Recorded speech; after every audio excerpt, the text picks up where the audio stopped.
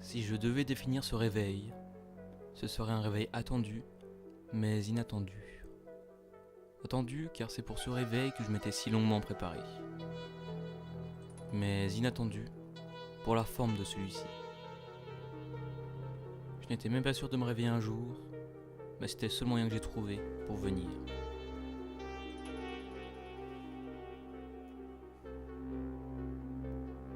Pour commencer, je me suis réveillé nu dans un lit qui m'était inconnu, dans une chambre qui elle aussi n'avait rien de familier pour moi. Pourtant, d'après ce que je savais, ce réveil que j'attendais tant s'effectuait toujours dans un lieu que nous connaissions plus ou moins bien. Là, je ne reconnus rien. Ainsi, cette question se posa comme une évidence. Est-ce bien le réveil que j'attendais, ou bien était-ce un réveil inattendu ? Après m'être fait toutes ces réflexions, je décidai de me lever malgré mon apparente nudité. En descendant du lit, je vis des vêtements, je les ai vite enfilés et il se trouvait que ces vêtements m'allaient à la perfection. À la vue de ce réveil plus que suspect, je décida alors d'être le plus discret possible et d'explorer le reste de cette demeure. En sortant de cette chambre, je vis un cagibi caché derrière un rideau et une porte. Je me dis alors que voir l'architecture de la maison m'aiderait plus en premier lieu, je pris donc la porte. Je vis alors un grand salon éclairé depuis l'extérieur grâce aux nombreuses fenêtres qu'il y a dans la maison. Naturellement, je me rapprocha des fenêtres pour voir où j'étais. Là, je vis une cour plus que normale, dans un quartier qui semblait tout aussi normal. Ce fut une semi-déception, on s'éloignait de plus en plus du réveil que j'attendais. Mais j'étais rassuré car cela signifiait aussi que s'échapper serait plus facile en cas de problème. Après cela, je décida alors d'explorer de fond en comble cet étage de la demeure. Je vis une autre chambre. Au vu de l'apparence de celle-ci, je me dis alors que c'était la chambre des parents de cette demeure, étant donné que celle dans laquelle je m'étais réveillé ressemblait à celle d'un jeune homme.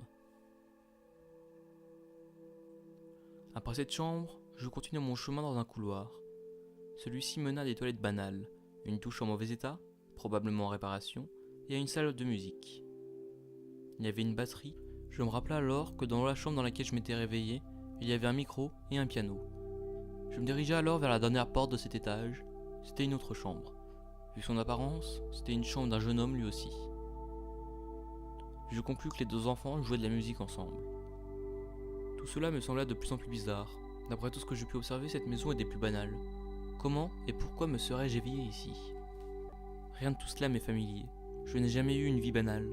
Ma vie n'a rien de banal. Donc c'est probablement pas le réveil que j'attendais tant qui vient d'arriver, mais un réveil des plus inattendus.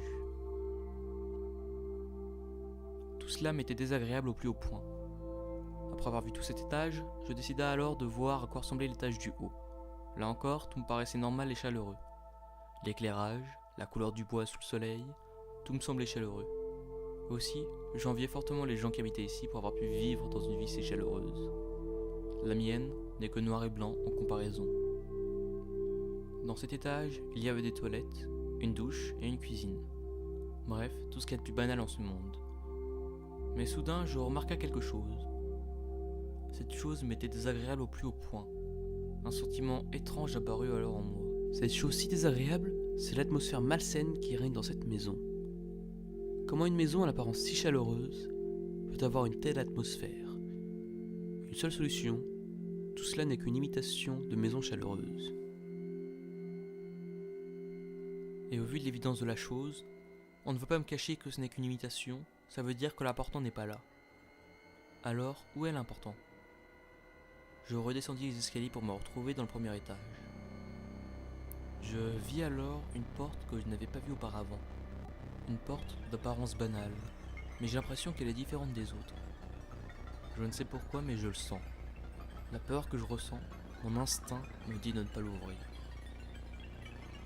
Moi qui ai l'habitude d'obéir bien sagement à mon instinct, car il ne me fait jamais défaut, je crois que je vais lui désobéir pour la première fois. La situation m'est trop étrange. Je suis curieux. Je veux savoir. Qu'y a-t-il derrière cette porte mystérieuse qui me fait si peur ? Je fis le pas. J'ouvris la porte. Je vis alors un escalier qui menait vers le bas. La pression retomba. Juste des escaliers banals. Je vis en bas de ces escaliers ce qui ressemblait à un hall d'entrée, ainsi que deux portes. L'une d'elles doit mener à l'extérieur, l'autre est un mystère. Alors que je fis le premier pas dans ces escaliers, tout commença à s'assombrir.